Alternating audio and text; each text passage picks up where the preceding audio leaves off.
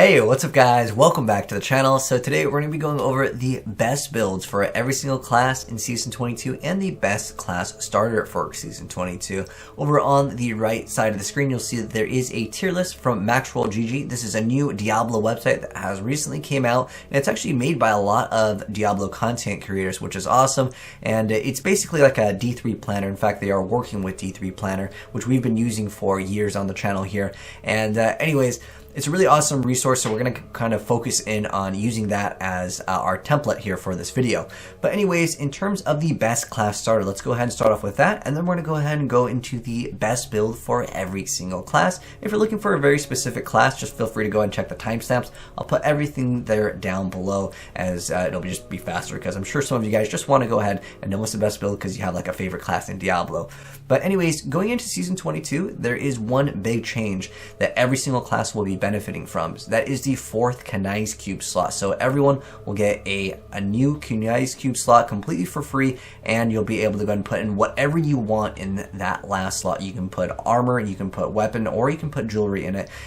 Just as a heads up, you cannot double up and run like 2 Royal Ring of Grandeurs or 2 Unities or anything like that, unfortunately. That would be kind of cool for maybe one season, but nonetheless, you can't do that. But there are a lot of newer builds that have emerged because of this, and on top of that, there is new content here with new legendary abilities, and on top of that, reworked older items over here, and we'll go ahead and highlight those. But let's go ahead and start off the video with going over the best class starter here. So the most important thing is, what is the Hadrix gift? Because if you're starting off, you want to go ahead and be able to reach that, Torment 16, start grinding out really fast. And Hadrix gift is the fastest way to go ahead and complete an entire set in Diablo.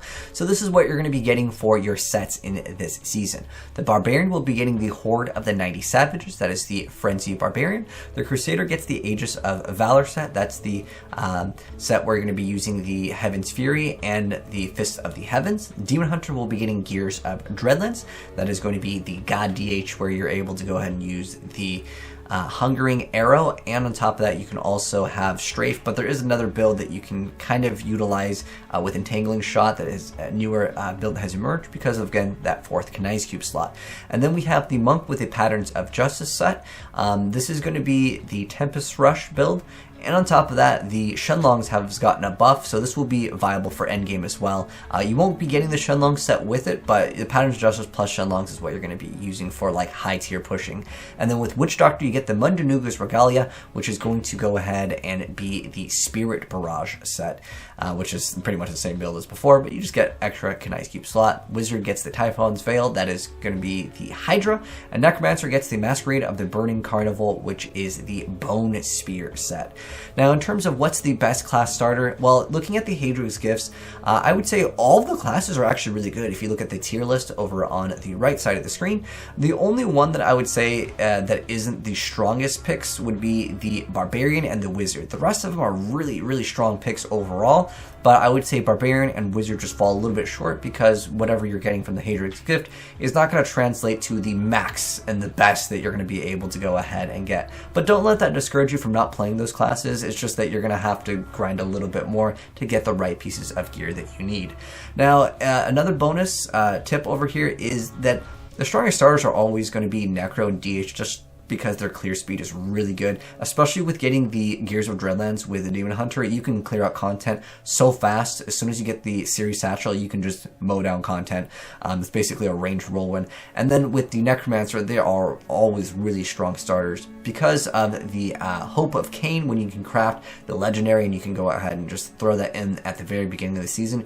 Both those will get 100% chance to get those legendary weapon bonuses, where the other classes, it might be a little bit of RNG, you might have to get lucky with it. But again, the Wizard and the Barbarian would be the only choices I would say that I could not recommend. Again, if you're looking to min-max and if you just kind of want just someone else's advice over there. And again, you can still play those classes and they'll do totally fine, but those are my suggestions. But anyways, now that we've gone into the best starters, let's go ahead and hop right into the best builds, going over in depth on what pieces of gear that you're kind of looking for and kind of highlighting mostly the newer content here.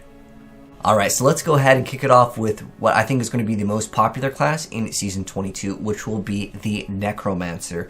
So the Necromancer actually has a new item over here called the Morrow Guards, which will go ahead and grant you a huge damage bonus on the secondary legendary ability, where Bone Spears cast from Simulacrums deal 400 up to 400% increased damage over here. So that's the big change with this in terms of the damage buff.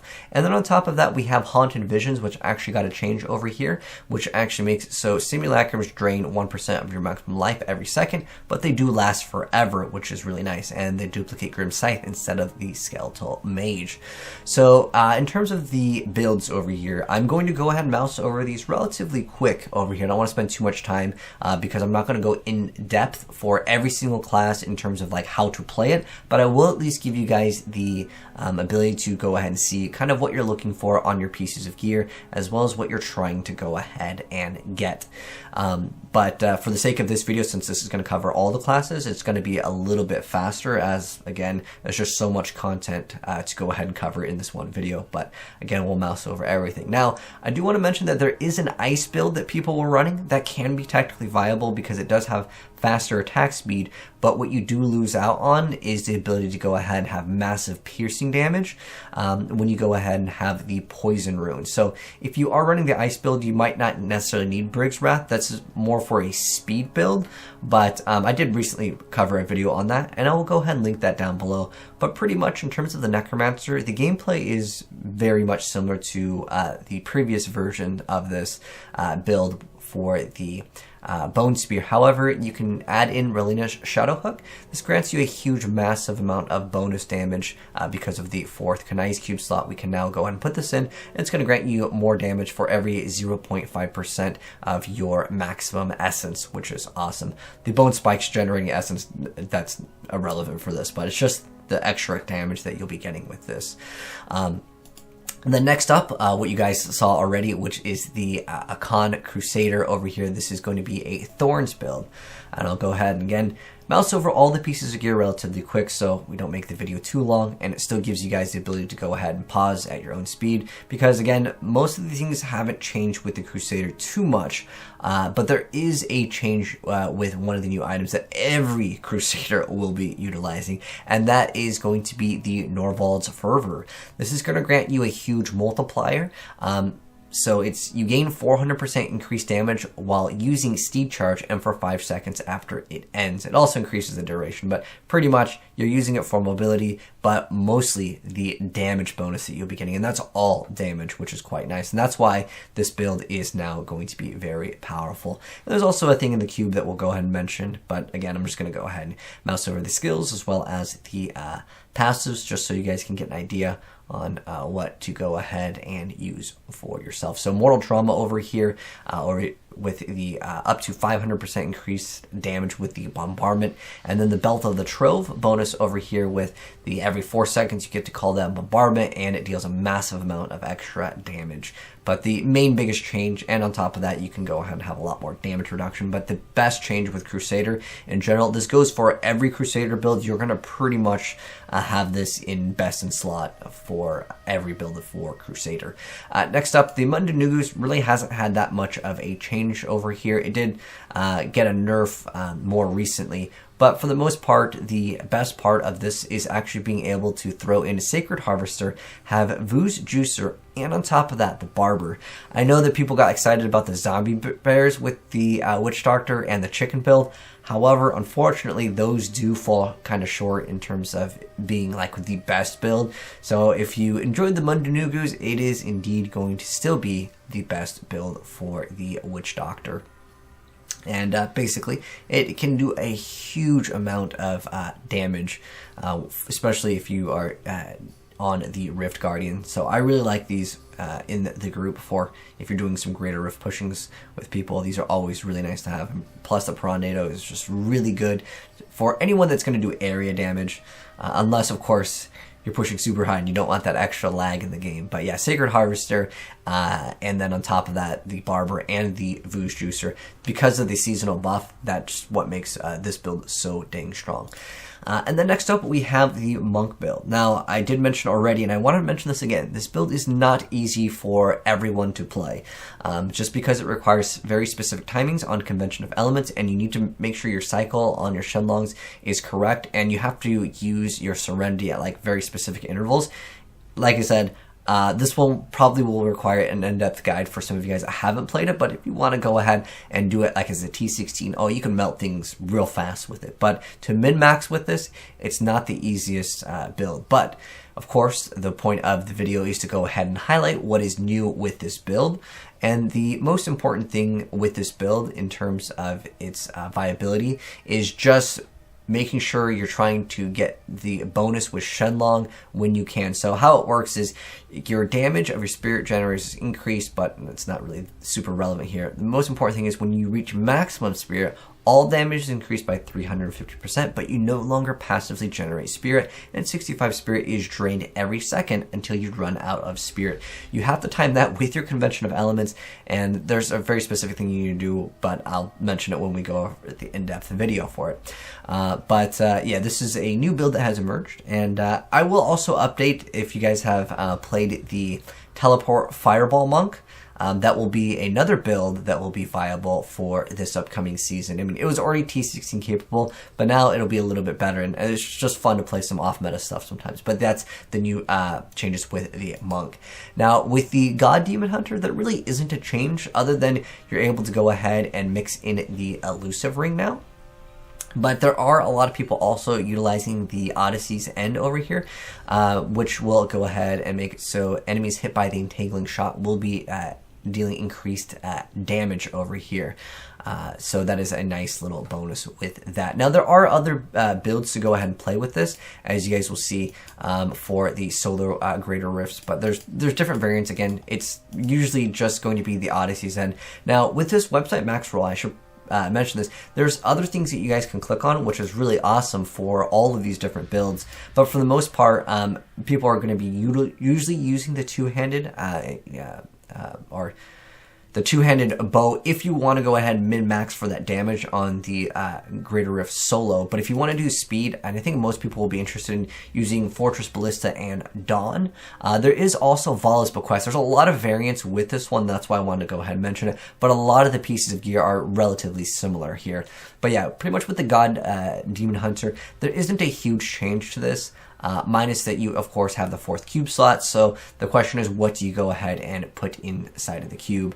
Now, a lot of people are trying Odyssey's End, and then you also happen to utilize the Elusive Ring, but you can still run like the one-handed crossbows, and then you can obviously go ahead and cube the 9th series satchel over here as well, and still have that extra damage reduction that the Elusive Ring does offer, because that's usually just not in the build because you simply didn't have room for it before. But of course, with that new change with the 4th Knights Cube slot, we will have access to it. But that's the main change with this, is you can run this, but most people will probably do this.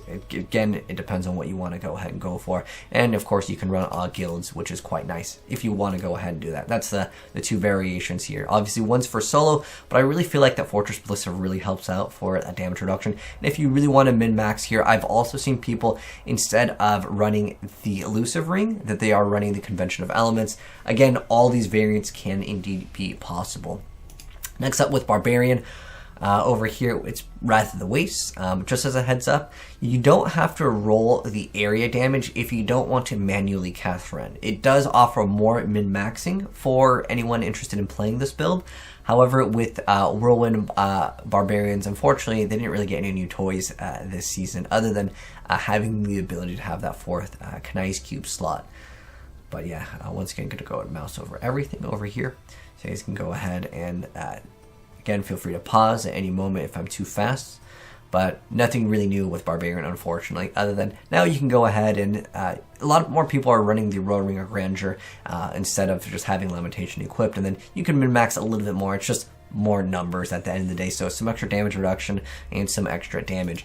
And then lastly, we have the wizard over here. So there's a lot of different builds for it. Make sure you guys, again, click on this if you want to go ahead and check out the other variants. I'm going to recommend this one though, because it's just easier with the extra 50% attack speed. It stacks this up much faster, but there is another build that reduces the cost of your abilities, and that can be another way of kind of playing. It depends if you want to get like arcane power on crit, which I always recommend just because it makes the build feel a lot better. But anyways, the important things to go ahead and mention for the newer changes with the Hydra Wizard, they actually got a few new different toys to go ahead and play with. So we'll go ahead and show those off. Unfortunately, over here in the main equipment, it's going to be towards the very end with the Winter Flurry over here. So enemies killed by cold damage have 25% chance to release Frost Nova, and our Hydras will be dealing an increased damage to enemies in Blizzard. So basically, it's similar to how you would play Hydra Wizard before, but now you're going to go ahead and use Blizzard and then have them take some extra damage. So that's kind of nice over there. And on top of that, one thing that is nice, although we're going to cube it in this instance, is that the Stone Gauntlets now will drop across all classes versus just Strength classes before. So that's another update for this season. And on top of that, the thing that is newer here as well is the Fragment of Destiny.